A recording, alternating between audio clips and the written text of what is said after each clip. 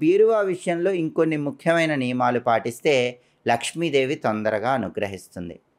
వాటిల్లో ముఖ్యమైనది ఏంటంటే బీరువా తలుపుల పైన లక్ష్మీదేవి పద్మంలో కూర్చొని కుడి చేత్తో బంగారు నాణేలు వర్షిస్తున్నటువంటి స్టిక్కర్ అతికించుకుంటే చాలా మంచిది.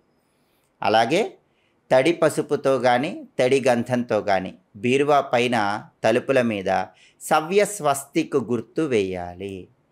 ఆ స్వస్తిక్ గుర్తు కింద శుభం లాభం అని తడి పసుపుతో కానీ తడి గంధంతో కానీ రాయాలి. అలా రాస్తే లక్ష్మీదేవి అనుగ్రహం చాలా సులభంగా కలుగుతుంది. అలాగే బీరువా లోపల కూడా లక్ష్మీ కుబేర చిత్రపటాన్ని ఏర్పాటు చేసుకుంటే చాలా మంచిది.